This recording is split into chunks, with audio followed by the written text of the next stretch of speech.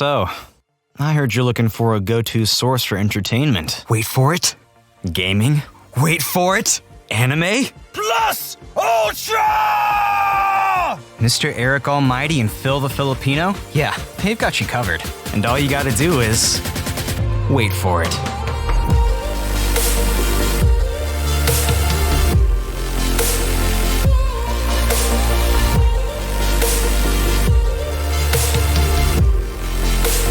This is the Wait For It podcast.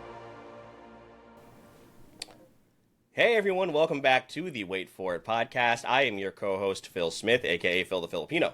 And joining me as always is your other co-host, Mr. Eric Almighty. And Eric, here we are, September, still going strong, Creator Spotlight.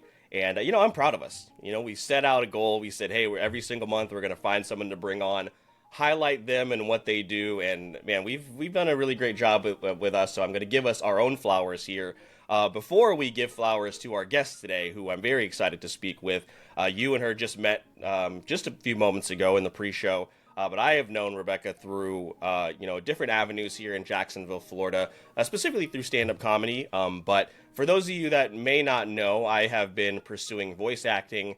And when it comes to any type of voice acting, the base of that, wherever you need to start, is acting class. And there was somebody here I knew, as well as a local production company that I knew that I could turn to when it came to pursuing this journey that I am on. So Eric, super excited to talk to her today, and maybe learn some things about acting that we certainly did not know, and our audience maybe didn't know. Yeah, and I think in the spirit of what we wanted to create this episode for our audience is really to give a large variety of different people that we consider to be creators. That doesn't just mean necessarily your content creators or fellow podcasters, but in addition to having a voice actor on before, kind of on the other side, people that are wanting to get into that or just acting in general, right? I think that's such a cool thing to bring to the forefront. And like many of our guests, we are going to have a ton of fun getting to not only know our guests, have a little bit of fun, discuss some mutual interest in some pop culture, and then of course we'll end it with a game. This time Phil has been tasked with that. So we will see if the curse of me rigging the game will stick, and if Phil adopted that, or if he gave us a fair shot. But Phil, why don't you give our audience a quick introduction to our guest, and we'll get the ball moving here.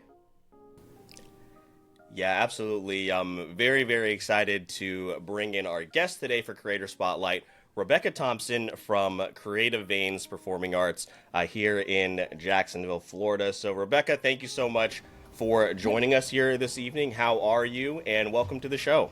Thank you. I'm very happy to be here. I am well, really tired of the rain, but other than that, I'm great. I'm doing good. Yeah, it is. For those of you that are not located here in North Florida, it has been just a consistent thing. And, for you, the studio being located where it is, you're obviously very much more affected than maybe Eric and I are. Yeah. That has been a lot of fun. Eric, hopefully, we got our fingers crossed for Sunday's game, that it's not going to be like a monsoon. Well, not great, because on my way to work, which typically never has flooding issues, I ran into at least 3 different sections that flooded, so that was cool. Thank you, Florida. Yeah. So fingers crossed. It looks like next week will be great, but Sunday, TBD. Yeah, it has been rough. So Rebecca, again, as we mentioned, super excited to have you in here today. So before we jump into it, I want to welcome in any brand new listeners. Maybe you're from the Creative Veins family that Rebecca has helped culture here in Jacksonville. And thank you so much for checking out the episode. Make sure you stick around to the very end. We'll let you know where you can find all the rest of our content. Or maybe you met us at Ocala Comic-Con this past weekend, because we're in the future right now. This episode doesn't come out until the end of the month. Maybe you met us at Ocala Comic-Con down in Ocala, Florida. And thank you guys so much for making OCC yet another memorable convention. But Rebecca, let's go ahead and just jump into it. Please, for anybody that may not be familiar with you or what you do, let us know about yourself, as well as, of course, Creative Veins here in Jacksonville. Yeah, absolutely. So my name is Rebecca. I am an actor, a instructor here, and I own Creative Veins Performing Arts Studio, which is a training studio for acting, improv, screenwriting, and stand-up comedy. But primarily, we're an acting studio. We just hold workshops throughout the year for the other crafts. And then aside from that, I also do a little bit of casting and location scouting, production management, just kind of a dabbler, I guess. But first and foremost, actor and acting instructor. So. Yeah, a little bit of everything down there at Creative Veins, and that's one thing that's, I think, great about the classes as well, is you do kind of incorporate a little bit of all of that within a class. Maybe not so much in like class 1 or class 2, but like a little bit of here in class 3 and then a little bit here in class 4, which I think is really, really great, and really kind of pulling people out of their comfort zone, which I think has been, which is one of the most fun parts about it. To kind of go back and talk about you as far as your acting journey, where did all of that start? What really made you interested in that? Were you a theater kid, drama kid, all of that? You know, where did that begin for your journey? So, it really started in, I got the bug, as they say, in middle school. So I was involved in drama class, and I did not think that I could take something like that as an elective. Oh, goodbye. We actually just had a production meeting. So, so I started in 6th grade in Mr. Petard's drama and theater class. And then I just fell in love. I thought, this can't be a class. This is so much fun. I was hooked. Moving like throughout school, I wouldn't really say I was a theater kid. I did theater, but I did a lot of things. I did sports. I did tennis, swimming, golf, cheerleading, but also loved acting and drama. It was just always really fun. And then I did what everybody tells you should do. Well, go get an education just in case. Go get a job, right? You have your fallback, like your plan B. And I did all of that. And it was okay. It was fine. But I realized it just did not make me as happy as this. And luckily, I have a very supportive family. They didn't like chastise me for wanting to go into acting or eventually teach acting or open a studio. They've never said anything bad about it. Like they're very proud, and I think it's cool to have somebody or family, parents that are like, we just want you to be happy. And that's like our main thing. And so I know I'm very blessed in that, because I have students that tell me they don't even tell their family that they're doing acting because they're so afraid that they're going to just say a ton of negative things. So anywho, but yeah, so then I got back into it a little bit more seriously. I ended up moving to Atlanta. I pursued it. I'm still pursuing it professionally, but I really had a lot of luck up there. And I don't know if you want to hear this part yet, but the studio kind of just started because I came back here to make a movie. Because I was in Atlanta, and it's very expensive to make a movie, rent equipment, rent out a soundstage, because it doesn't matter if you're an independent filmmaker or not, you are still paying those same like prices that you would in Atlanta. So I brought the production here, and we made the movie here, and I was like, wow, it's so cheap to do things here. Nobody cares what you do. Like, you could literally go out in the street and film something. It's not like you're going to get stopped. Like, where's your permit? Where's your off-duty officers? What's going on? It's like the Wild Wild West here. So it was really great for movie making. But as far as like at that time, this was like a decade ago, trying to find talent for the movie here was a little bit more difficult than finding it in Atlanta, because just the caliber of actor here at that time wasn't quite like on par with what I was used to in Atlanta. I had no idea that Jacksonville desired any kind of performing art studio. So it was really just born out of, hey, there's a need and people are asking for this. So we'll start very, very small. And then it just kind of grew into what it is now. I started in just a one-room studio in Riverside, and now I'm I'm in San Marco, and I'm in a almost 5,000 square foot building, and we have classes almost every day. And so it was just really kind of like, you know, awesome, but not planned at all to do all of this. So, yeah. Yeah, and Eric, I think one thing that, you know, Rebecca said is something that we always hear from a lot of the voice actors that we work with, voice actors or just even actors as well, is they always mention like a 9 to 5 or, you know, pursuing something else, and they always mention like it just was not fulfilling, it was not making me happy. And that seems to be a constant through anybody that is pursuing anything creative, whether it is acting or even with us where it's podcast hosting or event hosting. It's always comes back to, man, I really wasn't enjoying my 9 to 5. I had to find something that was more fulfilling.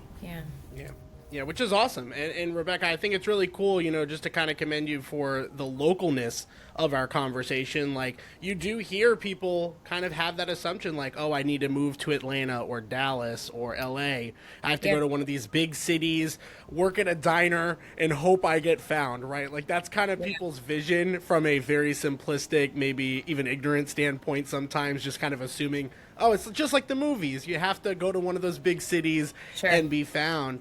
So just kudos to you for having something here locally.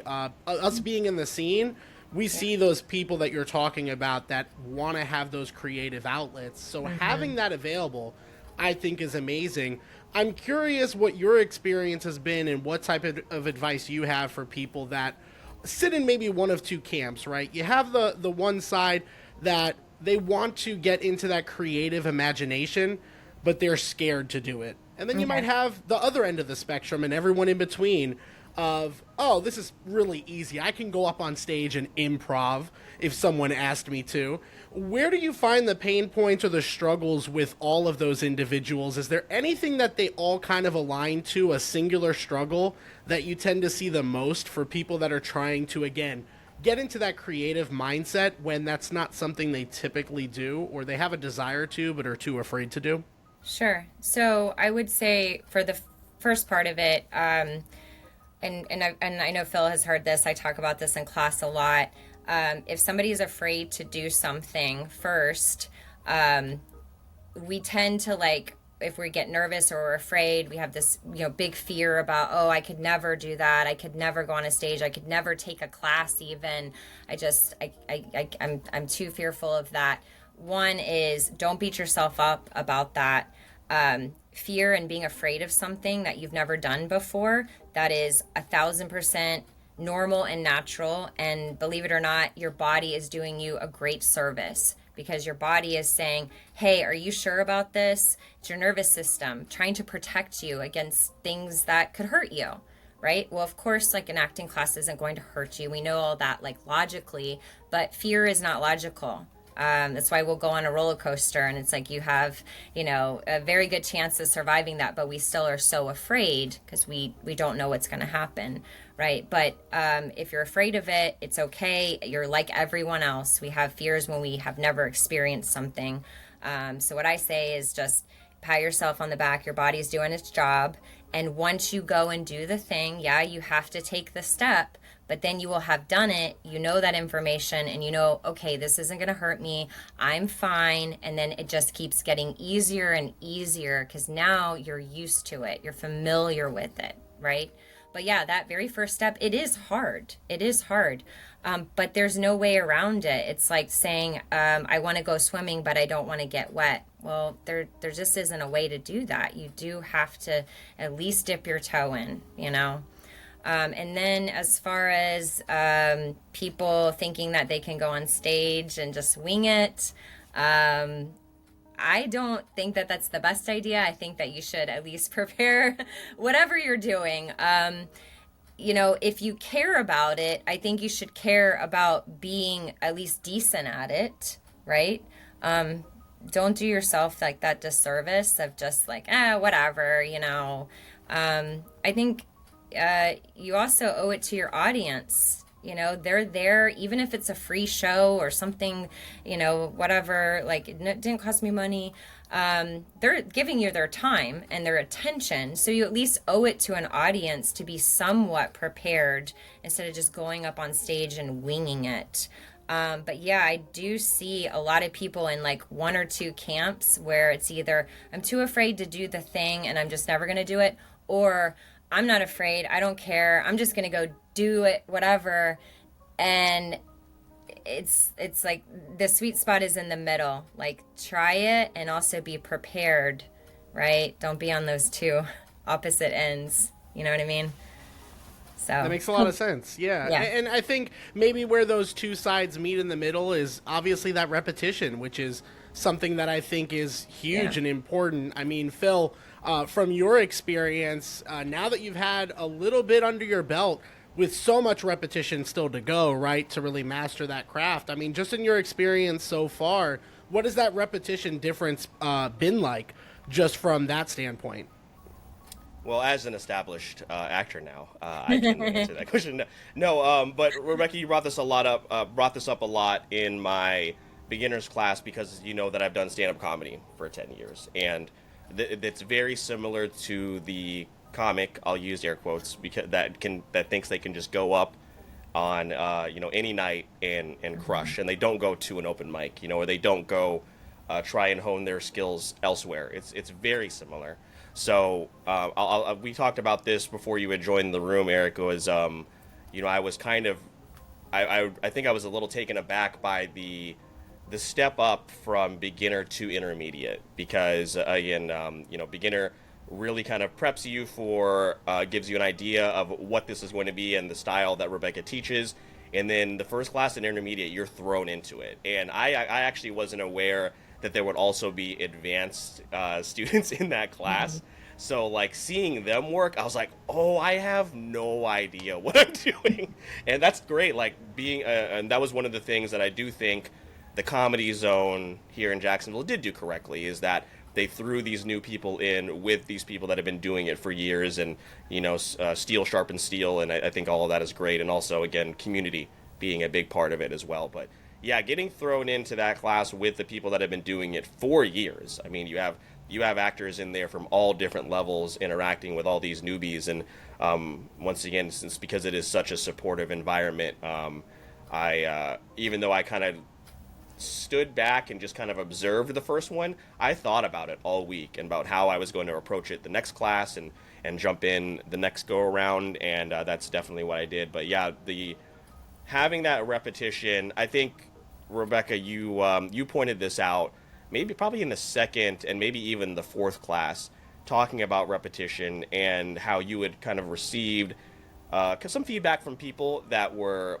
either a little thrown off, or maybe they didn't expect what the class actually was. And that's the type of person that I think that we're all referring to. That's kind of like, oh, well, I want to swim, but I don't want to get wet. Like, that's the type of person that's like, I'm halfway in, but you can't be halfway in. Like, right.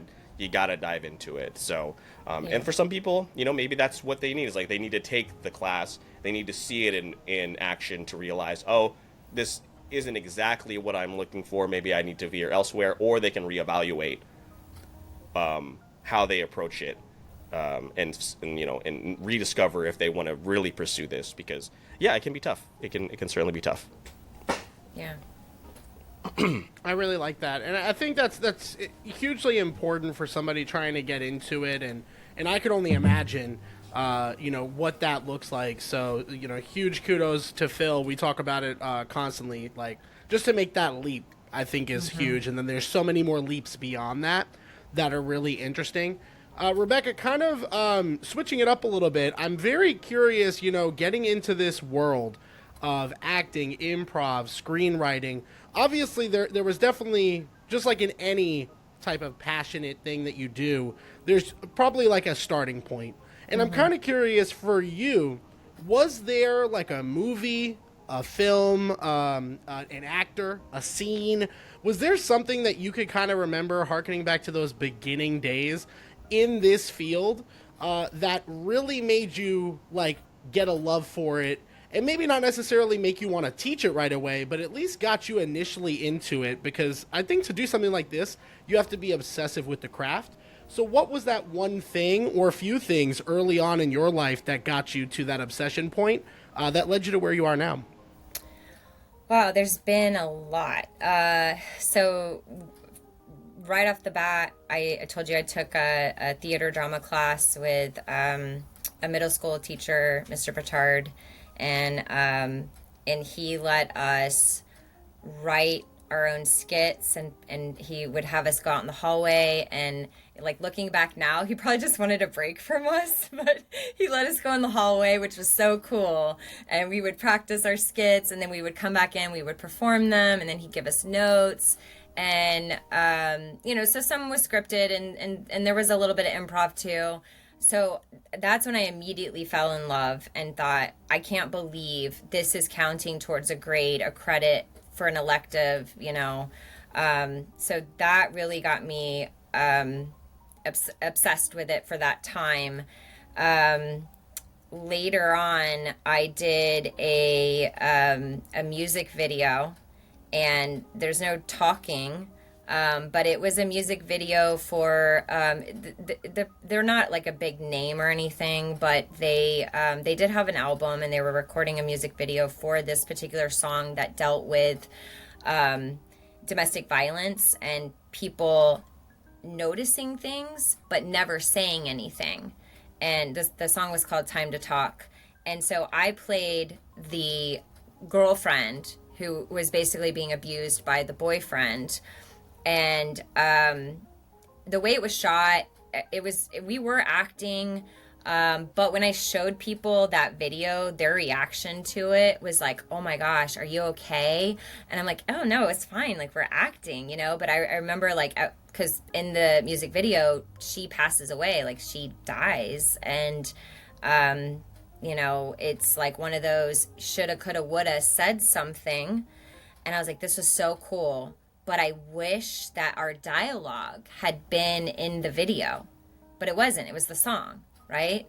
And so then I had done like some other acting things, modeling things, but I was like, I really want to pursue it, but have lines that you can actually hear.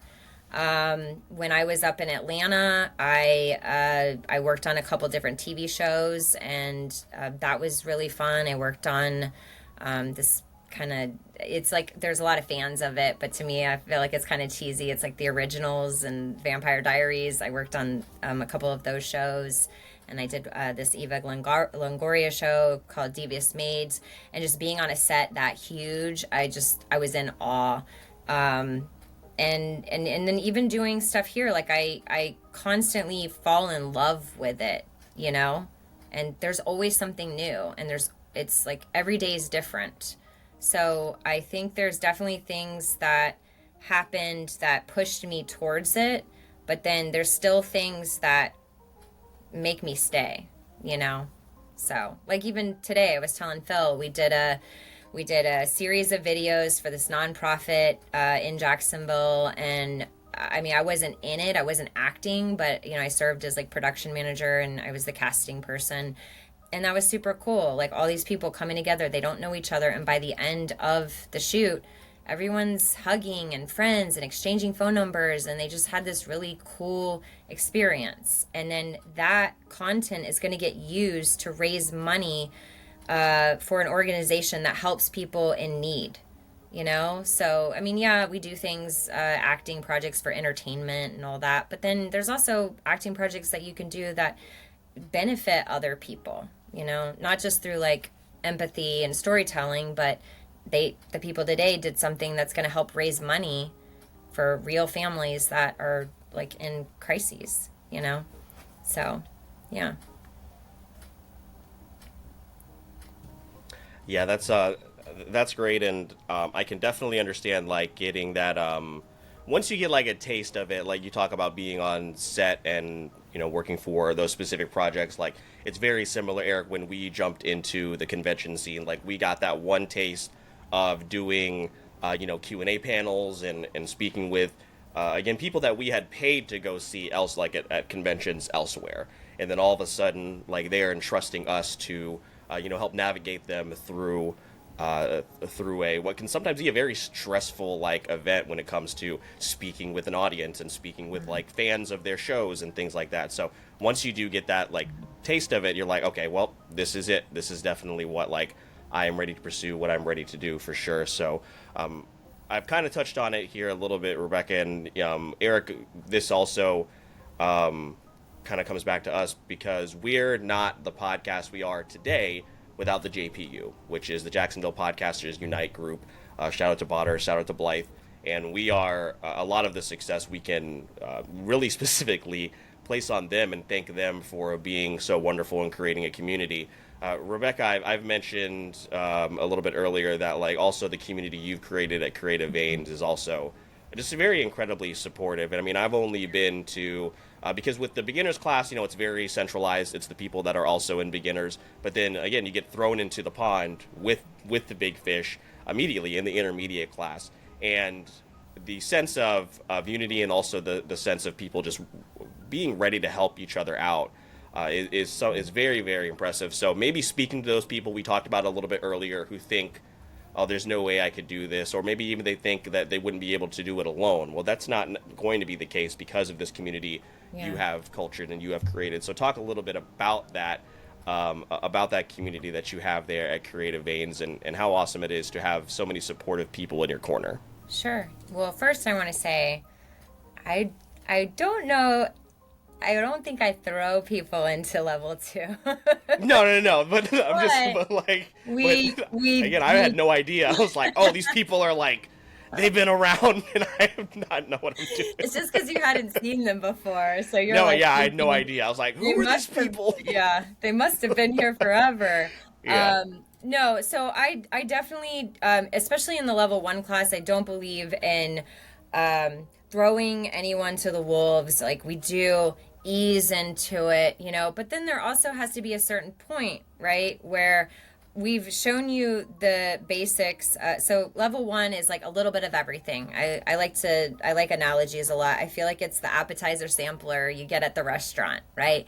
Just get to do a little bit of script analysis and some acting technique. We learn about the business side, just a lot of little things all together. And then when we go into level 2, it's really just about acting technique, the emotional work. So, there is no way to really ease into emotional work. We do ease into it in level 1, but now it's like, okay, you're in level 2, you're telling me I want to go further into this. So there's really no like tiptoeing around. We just got to go in. But the cool thing is like no one is going to be rude or ugly or put you down. No one's going to shame you because you're new to level 2.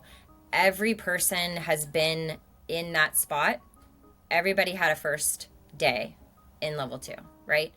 So, and I think just in general, people who pursue acting, they just have empathy, they get it. And so they would never dream of shaming someone for pursuing the same thing they are pursuing, right? It's like, you're in the same boat as me. You get it. You know what this is about. You want to do it too. Like, you're my friend. You're my classmate. You're, my colleague.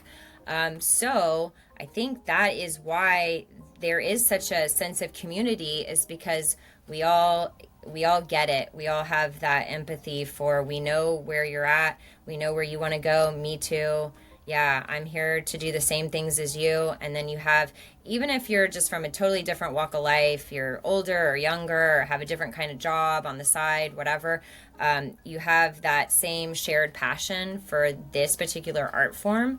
And so it's like, not like you go to work and then people can talk to you about acting and Meisner technique or whatever activity you did. So just having that commonality also bonds people. And then when you're doing emotional work, you're literally witnessing or participating in emotional work. It's like being emotionally naked in front of others. That's what attracts people to acting.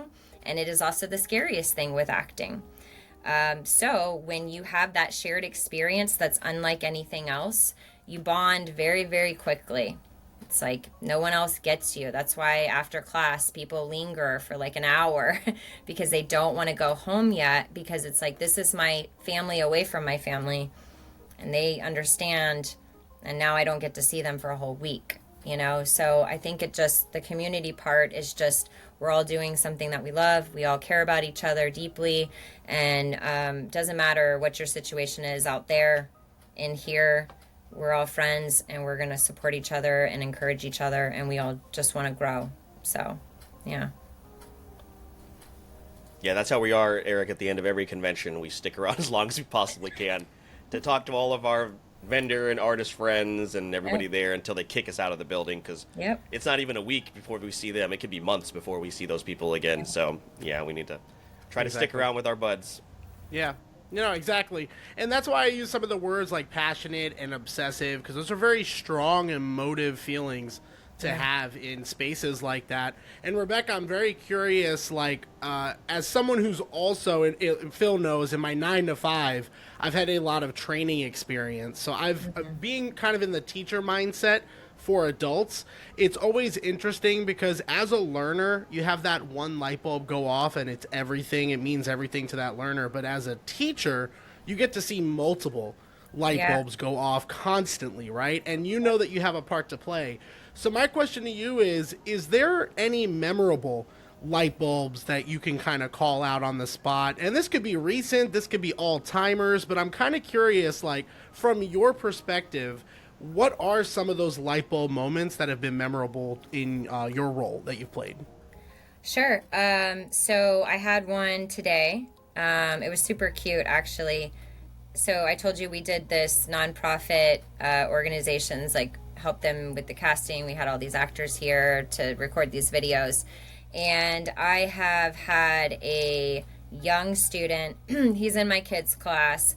He's been obsessed with acting, his mom says, for several years, but they didn't feel like he was quite old enough yet. He's about 11 now, so they're like, okay, we'll sign you up for classes. He started doing classes a few months ago. He's naturally gifted, he's naturally talented, and I do think that lots of people have very natural abilities for acting. It's just, to me, acting is like running. Right, we can all run, but how fast, how far, and does anybody want to pay to watch you run, right? So he has a lot of natural gifts, and he's been in classes, like honing that, growing, learning, all of that. And then he got booked on this project today. And I understand he's a kid, but this is something he really, really wants to do. And I don't know what he's going to do for the rest of his life, but right now this is what he wants. And today he worked for 2 hours, and it was a very easy video shoot. They're just doing these like videos of families like playing a game, doing a puzzle, drawing. But he's having to interact with these adult actors he's never met as if they are family, because this has to be believable. It has to be looks like truth. And then at the end of the video shoot, he gets paid. He got a pretty good chunk of money, and he was just, it was like, whoa, I'm good enough to where I can get paid for this, and I got money. And, as an 11-year-old getting like $100 or something, you're like, I'm rich, So that was super cute and sweet. And, I hope he continues doing it. If he doesn't, that's okay too, right? Like, different paths and things happen and all that, but for right now, this is what he loves. And it was super cool to see him realize that, yes, you could do this, and you are doing this, and you're getting paid to do it, so that was super cool.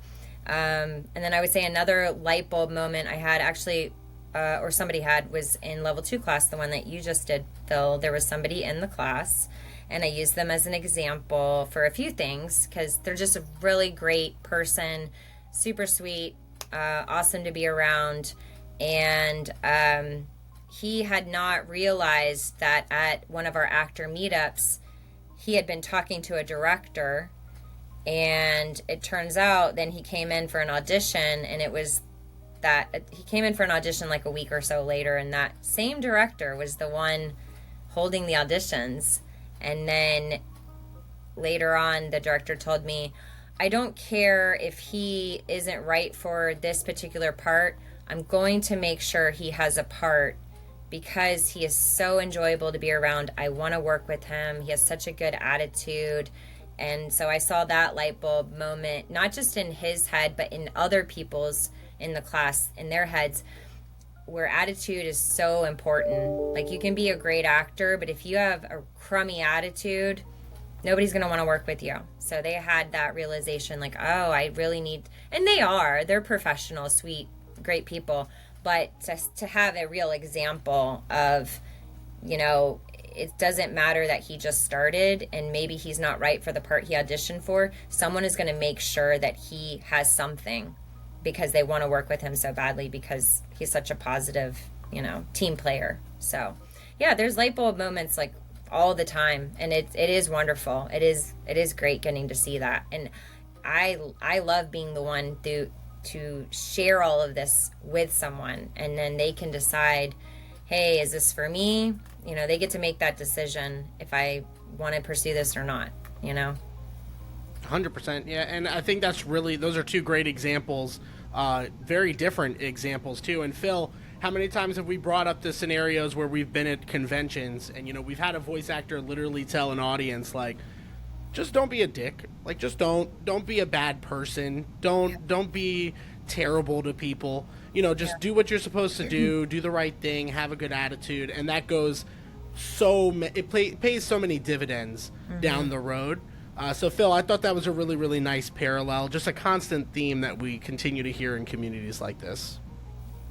Yeah, first on the latter story, as far as the actor that was in my class, yeah, they've got it. And as far as what you want to see early on, at least I think from what I've heard you say, Rebecca, and again, they are just a delight to interact with. And even though we didn't really speak too much the first go around, because, you know, I did it with Thomas, so, you know, you click up with your buddy whenever you're in the class for the first time, but like second time around in the intermediate class, immediately sought him out, and, you know, obviously so welcoming. So yeah, that's a good example, Eric, when you bring up, they always say, yeah, I mean, as far as the networking goes, like, just don't be an asshole. Sometimes people slip through the cracks, but, you know, there's nothing we can do about that because it is what it is. But and in terms of the first story that you told, that happened to me the first time I got like $25 for doing stand-up comedy. And I remember in the Comedy Bible, which is one of the first books I ever bought for stand-up, there was a part in there that says, like, for the moment you get paid, you go from being somebody who does stand-up comedy on the side to a stand-up comic who also happens to work at GameStop, you know, or wherever it is I was working at the time. So, you know, that light bulb can switch and can turn on, and you're like, oh, I can get paid for something that I really, really love. There was actually an Instagram reel I saw recently of a stand-up comic. I can't remember his name, but he would always talk about, like, or he would always look at it in a way like, man, I dropped this special and people weren't really talking about it the way that I wanted to, or I told this joke and people didn't react the way that I wanted to. But then he did recently 5 shows in Atlanta, no material. He just went up and did 5 shows, no prep, and they were all fantastic. And then he finally sat in the moment where he's like, oh, I'm funny, I'm good at this. So I think whenever people have that moment, like we've had that moment as well, Eric, like over time, as again we get more feedback from every time we work a show. Oh, you guys are good at this. You guys are, you know, you guys know what you're doing, and we thank you so much for helping keep things on the straight and narrow. So getting that that confirmation is always huge. So no matter what the avenue may be in terms of your passion. So really, really great stories. I'm glad you brought that one up because yeah, it was. What are the chances of that happening? Because again, that's just him being a cool guy. And it just led to him getting that opportunity. So to kind of pivot right before we go into the games, I do want to ask you, because you used a couple of examples in the beginners class in terms of kind of who you admire in terms of their style, and, you know, some that are maybe to kind of stay away from. So I want to ask, who are some actors, actresses, where if somebody were to come up to you and be like, hey, this is something I'm interested in, who's somebody that you really look up to or think stands out in terms of what they do in movies, television, whatever it may be, that you're like, oh, this is definitely somebody you kind of want to model how you carry yourself, both on in front of the camera and behind the camera? So I think you already know my answer. So I believe that she is one of the greatest of all times, at least the greatest of our generation. I think Viola Davis is one of the top echelon, baddest, coolest, most awesome actors ever. She can do anything, in my opinion. I think everything I see her in, even if I'm not a big fan of the film itself or, the play or whatever, I just think that she can do anything. Her emotional range is vast and very deep, and she has the ability to, make you love her, hate her, root for her. But I will say, if any actor has the ability to make you feel something, any kind of empathy, a connection, then I think they're doing a pretty good job. That's what it's really all about, is me having truthful emotions, telling this story in a real, raw, vulnerable way so that you feel something, whether it be happy or sad or grieve, you're rooting for me, whatever it is. If an actor can do that, then I think that probably doing a pretty good job. If you're watching someone and you're cringing and you want to turn it off, you're laughing when you're not supposed to, probably means they need to do a little bit more work. So, yeah.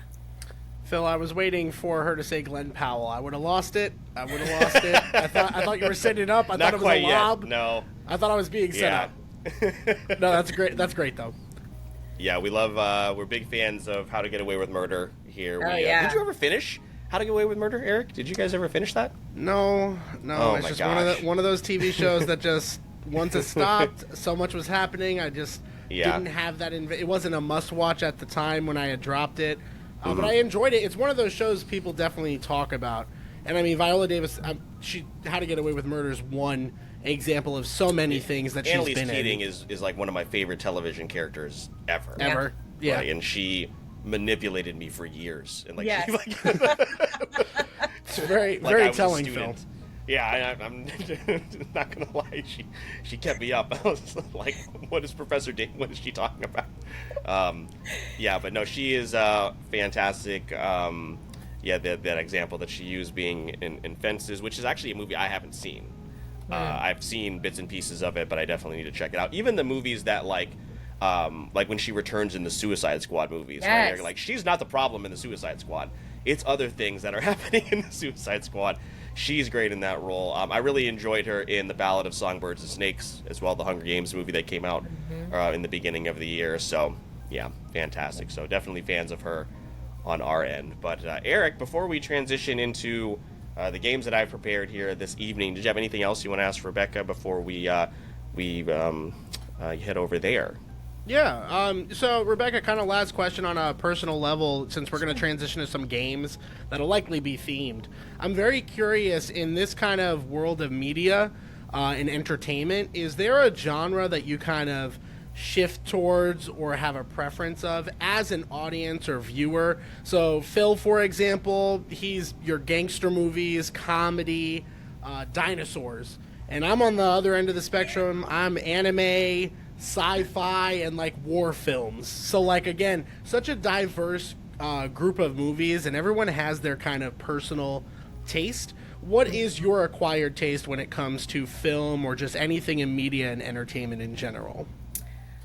Honestly, it's all over the place. It would be as silly as like an old, like 1991, Don't Tell Mom the Babysitter's Dead, to like Fences, like Phil was saying, or one of my very favorite horror movies, Hereditary. It's literally just a smorgasbord. It doesn't make any sense. I view movies and television, I just view all media very differently. Now it's like I watch television shows and movies, but I have this bad habit of just like focusing on the acting, and I'm like, oh, I'm not even like watching the movie. And then in more recent years, I've really found an interest in cinematography, just how things are framed, and doing like forced perspectives, and I've done a little bit of videography myself, and I'm just like a fan of it. I'm like, I know it's a skill, and I'm not great at it, but I just really like learning about it. So sometimes I'll watch a movie and I'm like, oh man, I love the way they shot that. I love the way that they were in the trunk and shot upwards, or they did it through a peephole and then it went into a wide, or anyway, to answer your question, it's all over the place, from things that might be old and like, why are you still watching that? I just watched that movie Dave. Do you remember that movie? The other night, Kevin Kline, he had to pretend to be the president. It's so silly and cheesy, but I still like it. Like I get little laughs from it. I think I watch films kind of like how other people watch films.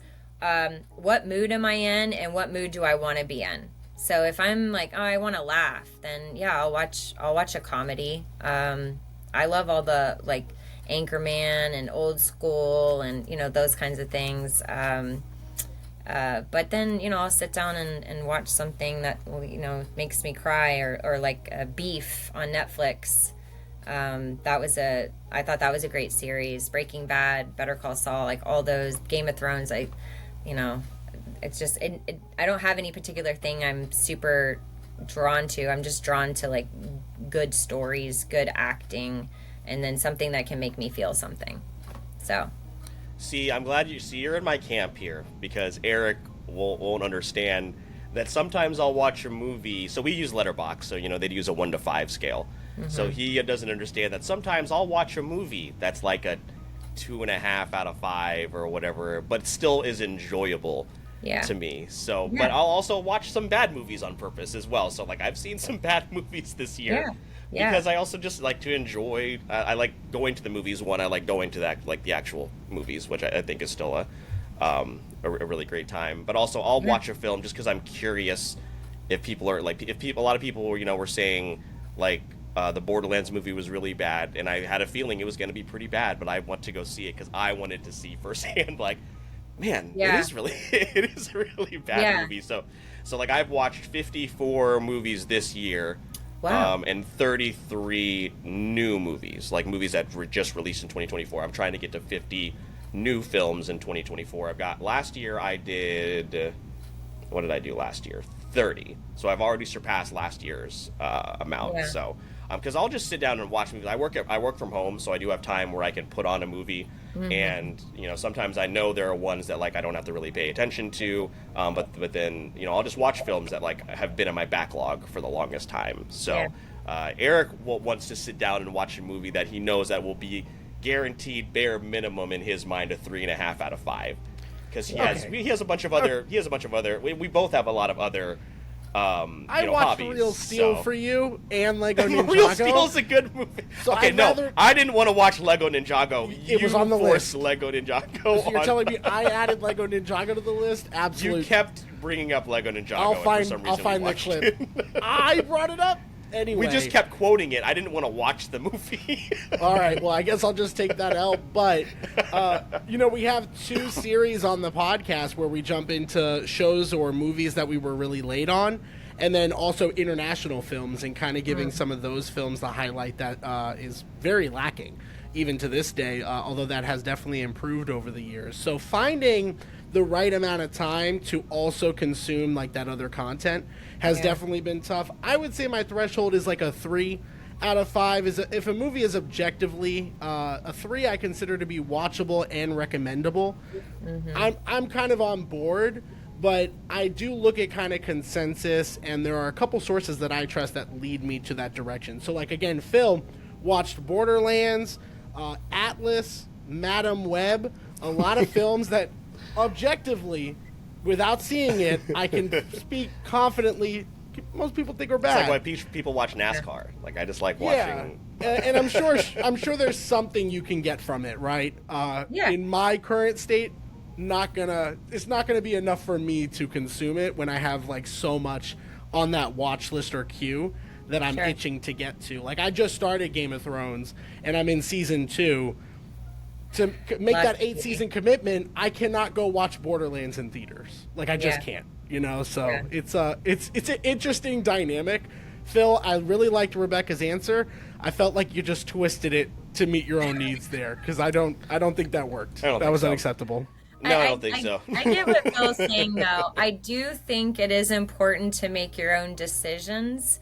However, and if you have the time, for sure. Watch it yourself and then come to the same conclusion that maybe somebody else came to.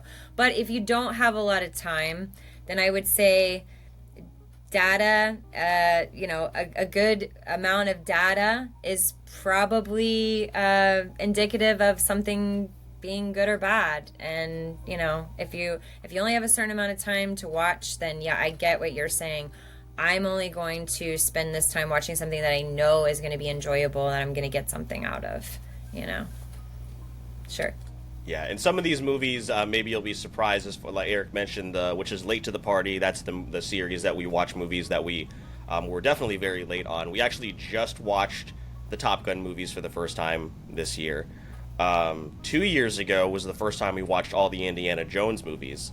So this is like, these are things that like we know are just bedrock of like pop culture, and for some reason we just missed them, you know.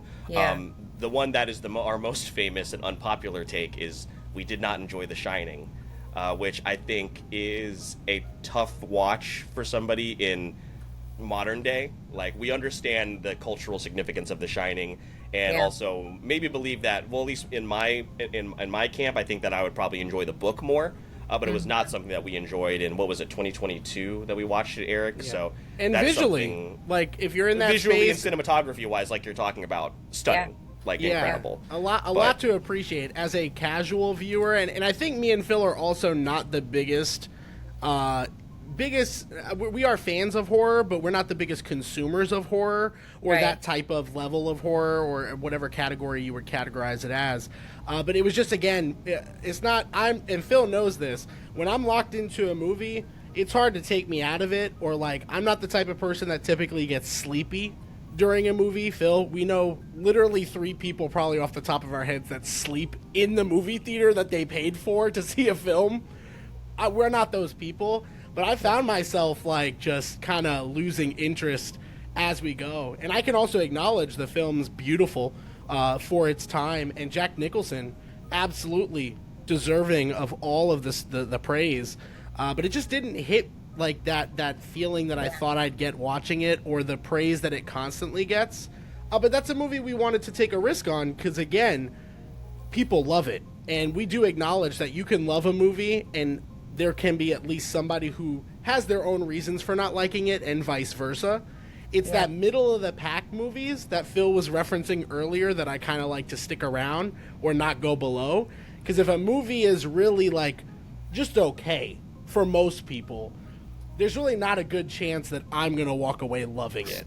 So that's it's definitely an interesting kind of dialogue, just because everybody has so many different perspectives that affect their kind of review of the film, which is really interesting. That's why everyone has such a different review. If it was all going to be the same, nobody would be doing it. So that kind of speaks to that. Yeah, I think what you just said, I talk about this in class a lot, like where we use these terms like good and bad, or this was amazing, this sucked. Well, these are subjective, right? This is just our point of view based on our own observations, and we're coming in to watch whatever it is. Like, this is like how we were raised, our life experiences, whatever's happening, right? And so I feel like, who am I and who is everyone else to say this sucks or this is awesome? I think the better thing to do is like view it and then say what you just did. I thought the acting was great. I thought Jack Nicholson was great. I thought this was beautiful, but it's just not for me. The story was a little slow. You know, I started falling asleep. But to just categorize something as a whole, like sucking, I feel like that's, you're just, you know, lumping this whole thing into this bad category. And I think that shows like you can have an appreciation for certain things, because filmmaking has a ton of, even television too, theater too, lots of moving parts. You can find something good about it, and then something, something skillful, and then something you say, I'm not really a fan of that, Another great example was when Phil had the hot take that he didn't like Spirited Away, which is a classic Studio Ghibli film, and the internet lost their mind. This is why I'm not on TikTok, because people are still coming for me about Spirited Away. Phil could not hit us. So when The Boy and the Heron came out, and he also didn't like that, mind you, that was his second Studio Ghibli film he had ever seen. So it's not like, again, a genre he actively consumes. He had the same comments, was like, this is beautiful to look at. I can see the appeal. I'm starting to think that this type of film is not for me. Sure. And the internet I made the had mistake different of saying, opinions. am I too dumb for these movies? And people are like, yeah. Yeah. Yep. The comments. That's what it is. I was like, I set myself up for that one. Whenever I'm in a bad mood, I'll go back to those videos and just look at the comments, because they really put a smile on my face. That's why I don't go on TikTok. So Yeah. Yeah, but yeah, there is like you were saying, like there is that threshold of movie. Like I don't think it's the best movie of the year, but I really enjoyed like movies like Abigail that came out this year. I thought Abigail was a lot of fun. Trap, that M. Night Shyamalan movie. Is it really a good movie? No. But did I enjoy the hell out of it? Absolutely. I thought it was a lot of fun, but I think it does have a lot wrong with it in terms of maybe some of the dialogue. But I also, now reevaluating it, I'm pretty sure M. Night Shyamalan is in on the joke with us for Trap. So like I would definitely go watch it again. But I know Eric won't watch Abigail or Trap or like the Mean Girls musical, like the movie. He's not going to watch anything like that. I might watch Trap, but again, it falls in that hole of, am I going to go to the movies to see it? Make that commitment. You also have two more people to pay for. I mean, I have Liz, but I've also taken Liz to two very bad movies this year, and I've lost her trust. So, I brought her to Argyle and Madam Web and Trap, and she had not a great time. And she was like, "You cannot bring me to the movies anymore." It's tough, but yeah, whenever you're consuming something, again, do I go see Trap in theaters? The answer is probably no, based off of the data I've gathered and kind of making that decision. Yeah. Nobody is walking out of there saying it's a masterpiece. So either I'm going to be the one person that does. 20 years from now, hold on, wait. There's a very good chance. It might be 20 years from now. There's a very good chance I might like the movie less. And again, if I see a movie sitting at like that 3.5, that's dangerous territory for me, because I have like a 1-point scale both ways. So at most, if it's a 3.5 or if it's a 3, at most it'll probably be a 4 for me. At least it'll be a 2. That might not be a risk I'm willing to take, and it's more likely to be a 2. So that's my math logic that I've adopted, and then I'll say, well, I'll wait till it comes out on streaming. By the time it comes out on streaming, where do I fit that in the category of other decisions I've made like that? Yeah. And that's where it definitely gets tough. Phil knows this. I don't think I've said this publicly. I don't ever do this, but it did happen literally last week or this week. Last Friday, I bought tickets to go see Beetlejuice weeks in advance because my son wanted to see the movie. I forgot. Showtime passed, and for 3 tickets, that's a loan basically. So I'm not gonna pay 3 tickets again. And it was already a movie I was only going to see because my son really wanted to see it. Like, I was never a big Beetlejuice guy. See the appeal. I like it. But do I love it that I have to see the sequel in theaters? Right. No. So there I made a decision where I could have just repaid tickets, gone to see it. But now I've said, well, that window closed. That rarely ever happens. It wasn't meant to be. When will I watch it? Probably soon, because my son wants to see it. But again, another movie that could have happened to, I could have completely forgotten about it. And more than likely, I would have never bought the ticket in the first place. So it's just such interesting dialogue on how we all make those decisions and what that end result will be. Yeah. We all spend our time differently.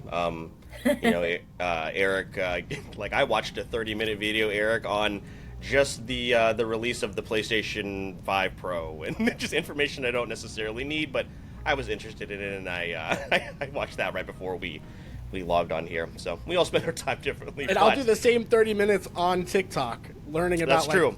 I'll watch an that is eighth of true. a movie. I've seen an eighth of Ted Lasso, Phil. Nope, you have not. I also, Yeah, you know, I also know how to like make eggs in a dryer. I don't know, some type of life hack. Much useless shit. And then Phil will say stuff like that. It's really upsetting. Yeah. Let's just get to the games, Phil, because I'm getting negative. I did watch somebody put together a bioactive terrarium for a leopard gecko yesterday. That was actually pretty It fascinating. feels like you said the same thing I just said. Dude. Seriously. Well, I have a leopard gecko at least, so you're never gonna cook eggs in a. I have eggs and a dryer. All right. no way. Well, let's move over to our Okay. game. Okay. So we'll let me pull this up here, Eric. I thought I had figured out because remember whenever I present, it would only give me the option of like full screen for whatever reason, and I don't know what's going on, but I'm just gonna share it this way. So give me just a moment. Okay. That works And out. there's 2 games here this All right. evening. Good. And Rebecca got her And- glasses because I was There we gonna go. offer glasses on, or I'll take mine off too, and then neither of us can see, so we Been can even tough. it out. It's been just one big All blur. right. It's been a rough hour. I'm sure. I'm so sorry. All right, Oh, can y'all no. see this? Okay. Yes. Okay, Eric, can you see that? Yeah. But you have Okay. it just in Canva. Yeah, because have I it? want to be able to see y'all as well. Okay. I can make it a little bit larger. Yeah, I think that you can't go full screen at all, like through Canva there. I can, but then it covers up y'all as well.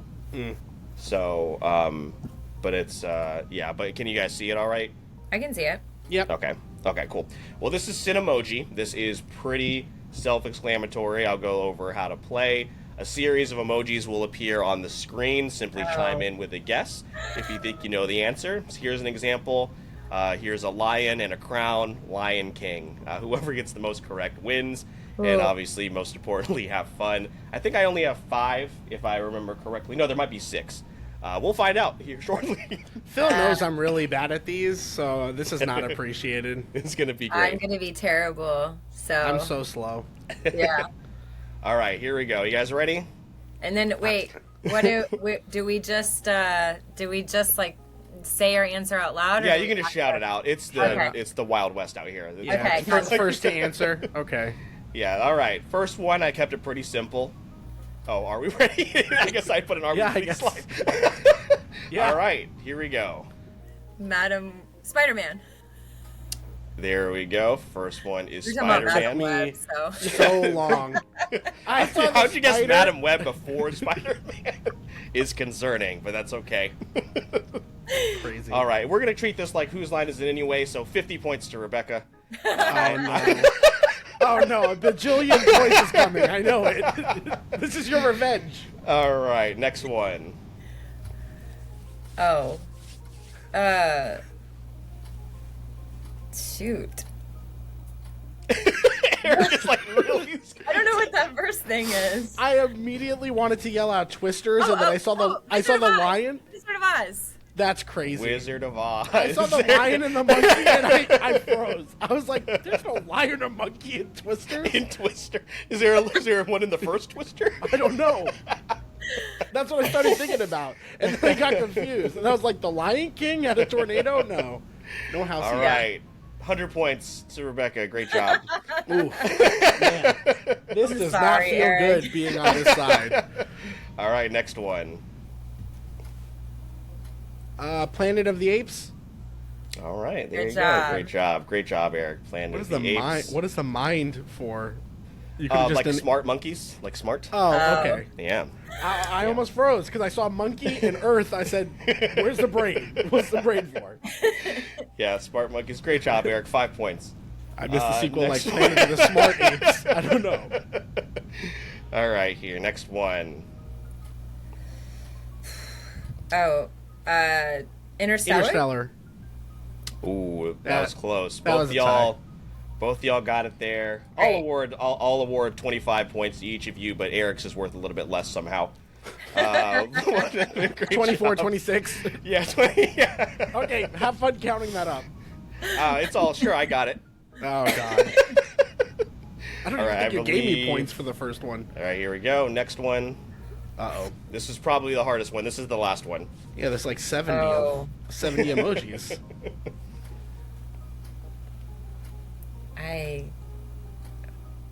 Can you tell us what an emoji is? Sure. What's that little swirly thing? The second one. Well, I mean, it is a swirly thing, so there's not really.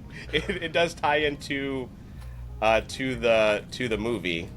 This isn't centered. It's bothering. Whoa! What just happened?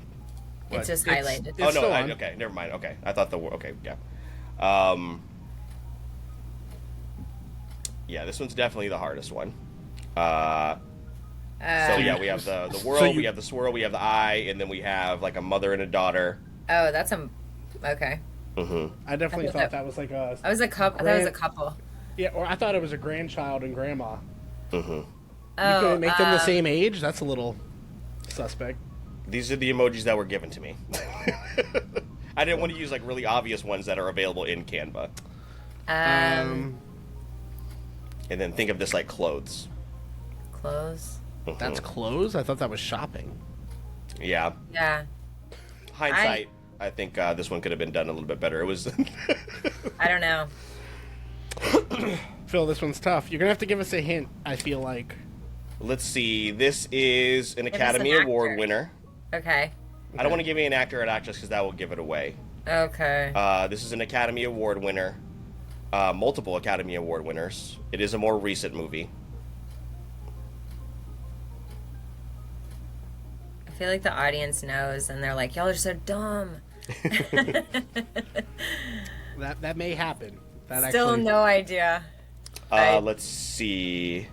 Try to think of a guess Can you add that an won't give it emoji away. to it? Can me you think of another change one. the emojis completely? I'm trying to think of something that's not going to give it away.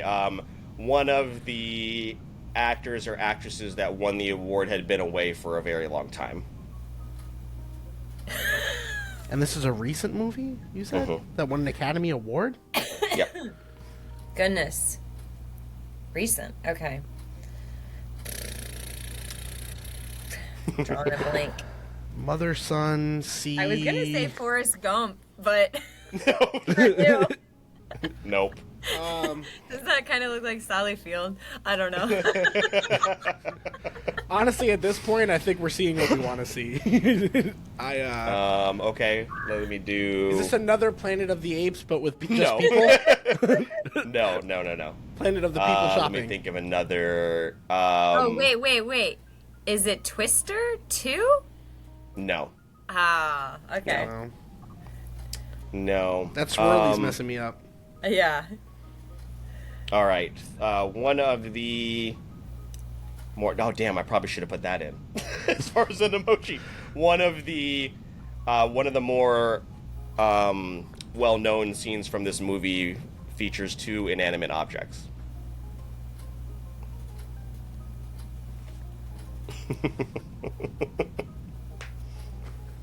You're a fucking Still nothing. inanimate object. You're an inanimate object. All right. What? I can No idea. give another clue here. It is a multiverse movie. Oh my god! Everything Everywhere All at Once. Oh, wow. No shot. No shot. You know what's crazy? I just saw an audition tape from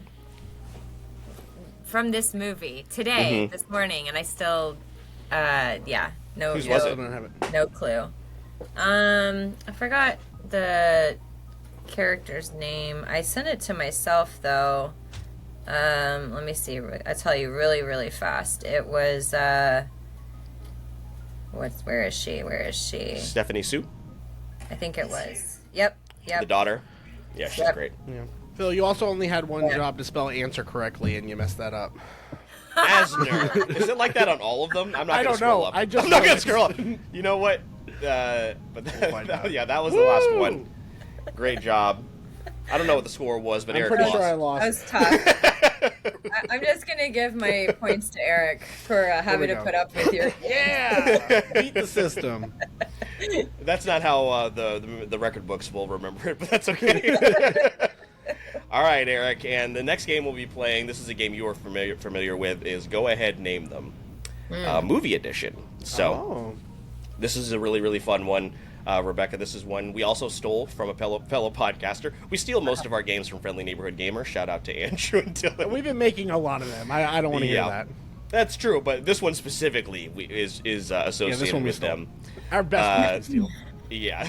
So, Rebecca, this game is called Go Ahead, Name Them. So how we play is each round there will be a category.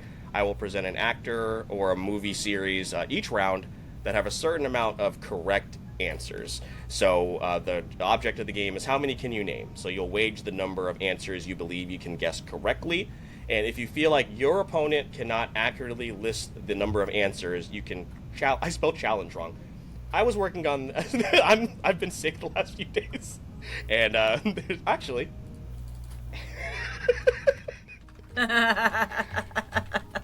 Phil, please. There we go. And you can challenge them to name them. So here's an example. Okay. There are 7 live-action Transformers films.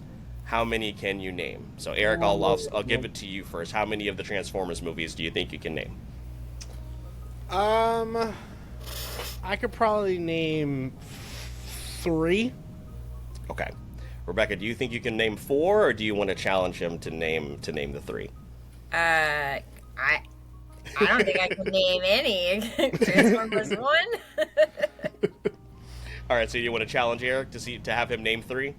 And then that will be it. I just challenge him. Yeah, this one doesn't count. This is just an example, so you can see how the game goes. Sure. Yeah. Yes. All right, Eric, go ahead and name them. Okay, well, Transformers. Yep. I actually probably could have named more. Dark Side of the Moon. And Bumblebee. Okay, cool. Bumblebee. Good call. Yeah. So Revenge of the Fallen's the third one, right? Yeah. Yeah, okay. Revenge of the Fallen, Dark of the Moon, Age of Extinction, The Last Night, Bumblebee, Rise of Beast. I probably could have gotten 4 of these. Maybe the original one. So, but technically, if I Bumblebee. just had said Transformers. No.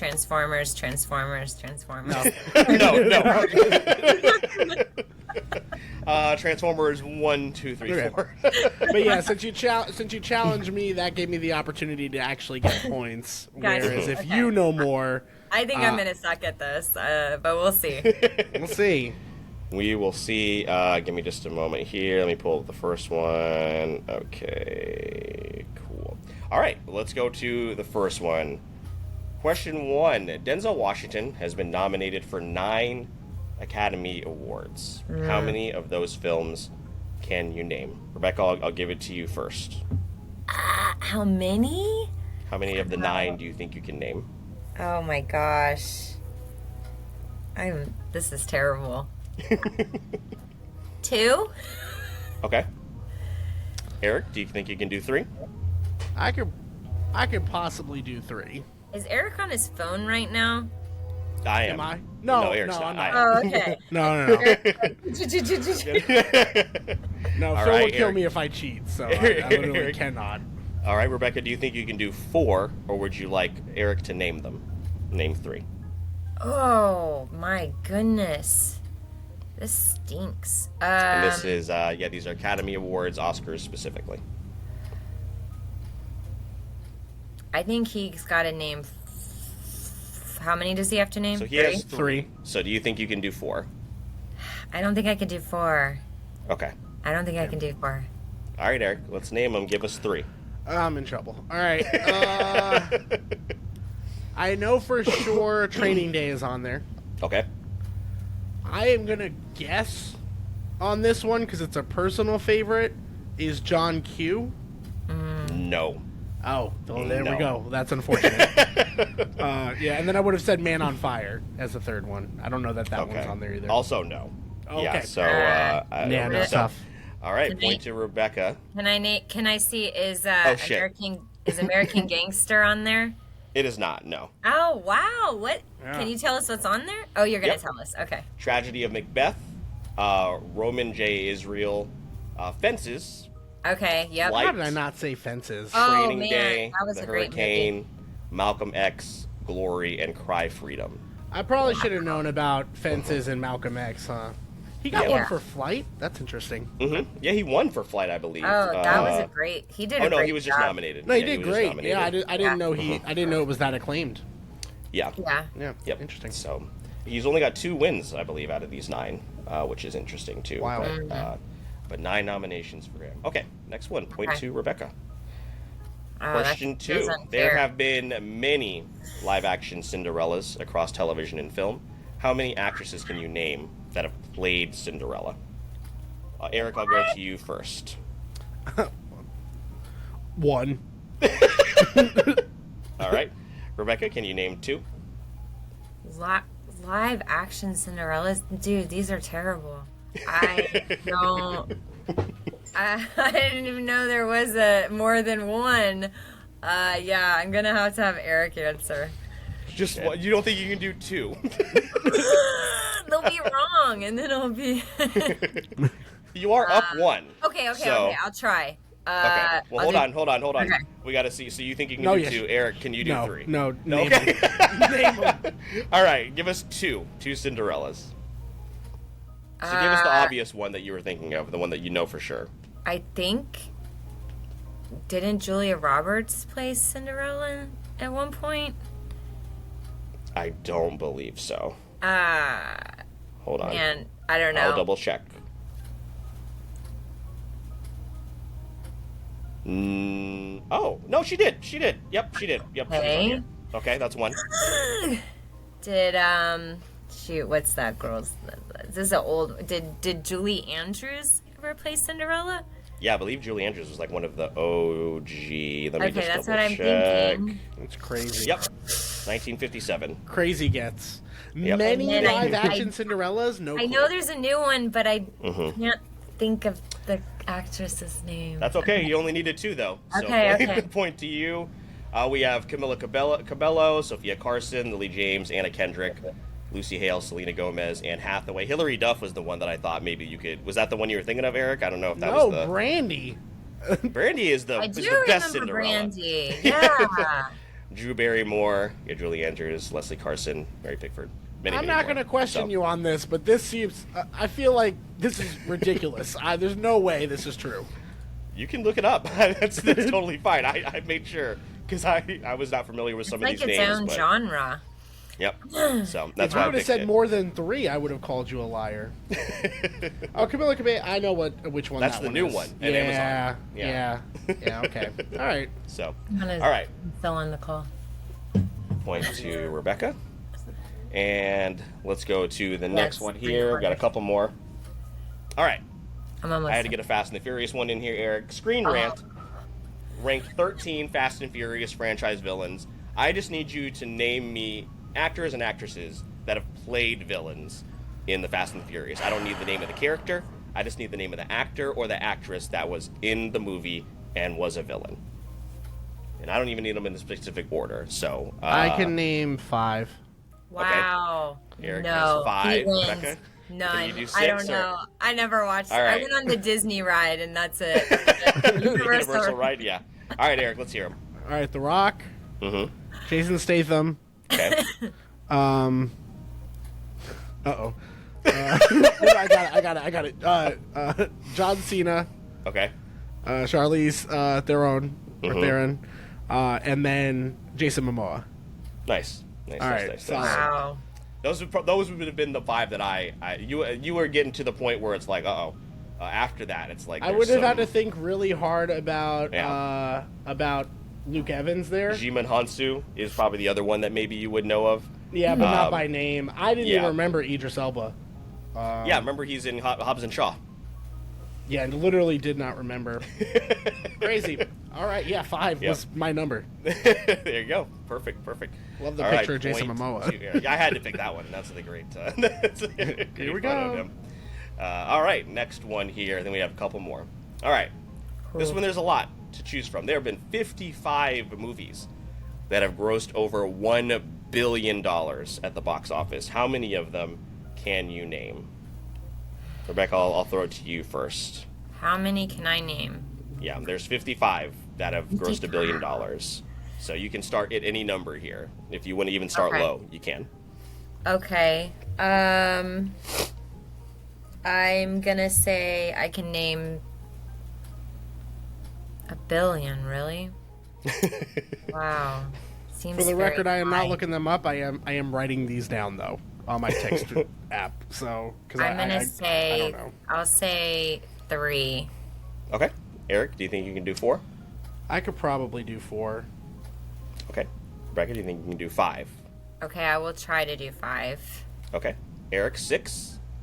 I feel like an auctioneer. We got 5. Do I hear 6? Do I hear 6? I could probably do 6. Okay. 7, Rebecca?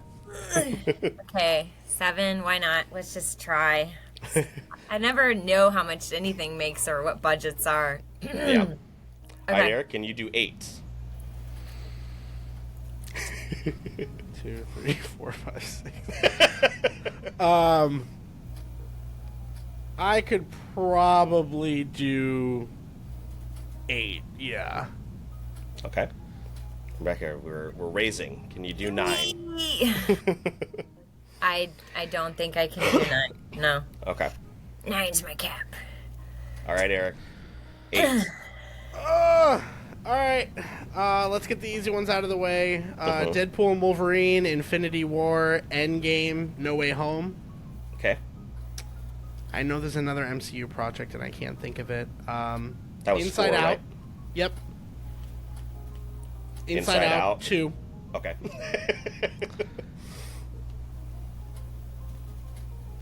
Star Wars, Force Awakens. Okay. 2 more. Holy crap. And I'm going to say both Avatars. Avatar and then Avatar Way of Water. Okay, that works. Yep. Okay. I wanted to say Rise of Gru, but I wasn't confident. I'm pretty sure that's also one. But yeah, that's all I could think I of was off the top actually of my pretty head. startled to see that the Minions movie is on here. So, I knew one of them were. Yeah. yeah. So, yep, that was 8. And this is just a hodgepodge of them. But, yeah. There's so many. Furious 7. Eric, I just wanted to throw that out there. Furious 7. Whoa. Lion King was definitely Yeah, one. the live-action Lion King. Jurassic World, Jurassic Barbie. World yeah. makes sense. Yeah, a couple of the Jurassic Worlds. Jurassic World and Jurassic World Dominion have both... Was Barbie, newer was one. the Oppenheimer movie on there? I see Barbie. I don't think Oppenheimer did get to a was billion, close. right? Yeah. No, I Oppenheimer don't was believe close. that Oh, it did. Titanic. Yeah. Durr. Mhm. Okay. Yeah, a couple of the Harry Potter movies. Oh, Zootopia grossed What $1 billion. about Jaws? Did Jaws? I don't think Get on so. there? Because I don't see it on here. Jurassic Probably not a Park. Yeah, no Jaws. Obviously, a lot of Marvel movies. A lot of the Yeah. Lord of the Rings movies are on here. Yep. Like I said, Minions. Good job. There you go. Cool, Wow. cool. Oh, the live action Beauty and the Beast. All right. This is the last one. I believe it's 2-2. So, oh no, there's 2 more. I'm just kidding. So, all right, next one. There we go. As of January 20, no, this is the last one. Just kidding. As of January 2024, there are 30 TV shows that have over 68 Emmy nominations. How many can you name? Eric, I'll throw it to you first since you just this one. So this is Emmy nominations, and I assume these are not like daytime, like the evening Emmys, whatever that's called. TV shows with the most Emmy nominations ever, per this Entertainment Tonight. Off the Entertainment top of my head, maybe 3. Okay. Right now, yeah. Becca, do you think you can do 4? 30 television shows with over 68. Okay. And these are just nominations. I can do 4. I'll try. Eric, do you think you can do 5? Not off the top of my head, no. Name them, yeah. All right, Name 'em. Rebecca, give me 4. Okay. I'm going to say Seinfeld. Okay. Shoot. Why am I blanking? The Office? No. Let me double check, but I don't believe that was on here when I looked earlier. No Office. Do you want to give a couple more guesses? Yeah, sure. What about Breaking Bad? Breaking Bad surprisingly was not on here. I'm wondering if maybe because it wasn't around long enough. Or Game of Thrones? Game of Thrones is on here. Okay. Man, what's popular television? It's like of all time, right? Yeah. It's all time. I definitely would have guessed The Office. Modern Family? Modern Family is on here. Okay. Yeah, no Office. That's crazy. I guess towards the end there, like the second half there, it kind of fell off a little bit in terms of popularity. What about The Sopranos? Sopranos. Yep, Sopranos is on here as well. So, Okay. yeah, you did miss The Office, but you still named for it. Eric didn't think he could do.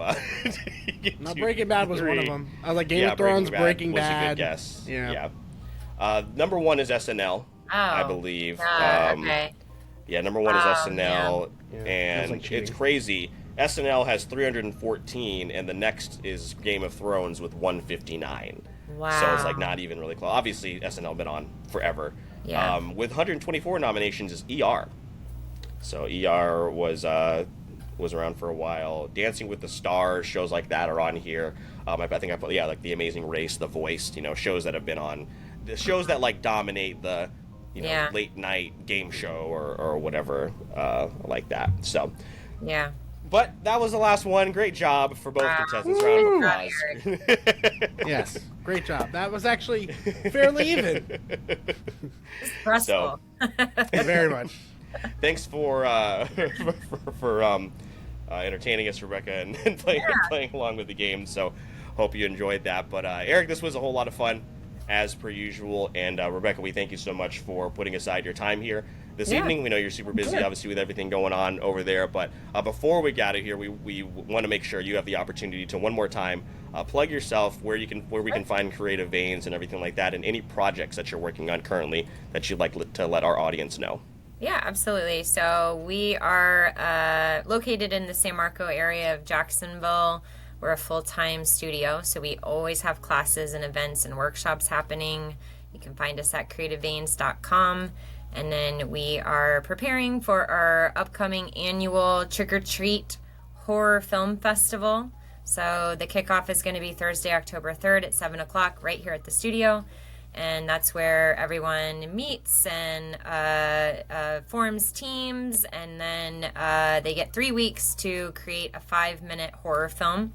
And as long as they submit it by the deadline, then their film is screened at an actual live screening at a theater downtown at the Jesse second floor theater. It's a 175-seat theater. It always sells out. It's always a lot of fun. Costume contests, cash prizes, alcohol, food, just a really good time. And that will be on Saturday, October 26th. So it all starts at the kickoff. So hope to see you there. Yeah, absolutely. And everything will be in the show notes of this episode that you need for both Rebecca and Creative Veins. And this was a lot of fun. We thank you so much for, once again, putting aside the time. And for any of you, either returning or brand new listeners, want to thank you so much for joining us on this episode. Everything you need for the Wait For It podcast will also be in the Linktree link of the show notes for us. So obviously the most important things to keep up with: social media, Instagram, TikTok, if you want to yell at me for Studio Ghibli films, and then also our Discord page, as well as Twitch, where we stream every other week. If you want to support the podcast, you can head on over to Apple Podcasts, Spotify, wherever it is that you're listening. Leave us 5-star reviews. It is one of the most important things in terms of the lifeblood of a podcast. It would be very, very appreciative. You can also head over to our YouTube page and subscribe, bell icon, all of that stuff. And that will also, again, we very, very much appreciate that. But Eric, if they find themselves maybe wanting to support the show a little bit extra, as well as seeing some behind-the-scenes things, you will let them know how they can do all of that. Yeah, so of course all the free options are great and much appreciated, but if you want to go that extra level and go beyond, you can absolutely support us a couple different ways, directly through our Buzzsprout page, or I personally recommend our Patreon page, where in exchange for your subscription, you're able to go ahead and get behind-the-scenes access and early access to episodes like this one, in addition to many other perks. Shout out to our patrons currently. We have T3 Cato, Corey, Breyer, and Stefan to thank for their support on the show. But if you can't, the free stuff's great. Join our Discord, TikTok, likes, comments, engagement, all of that. I'm sure not only we appreciate that, but our guest. And with that being said, my name is Mr. Eric Almighty. That is my co-host, Phil the Filipino. And again, our guest, Rebecca from Creative Veins. We release new episodes for the podcast every Wednesday, plus bonus content on platforms like TikTok and Twitch. And all you got to do is wait for it. So, I heard you're looking for a go-to source for entertainment. Wait for it. Gaming? Wait for it. Anime? Plus Ultra! Mr. Eric Almighty and Phil the Filipino? Yeah, they've got you covered. And all you gotta do is wait for it.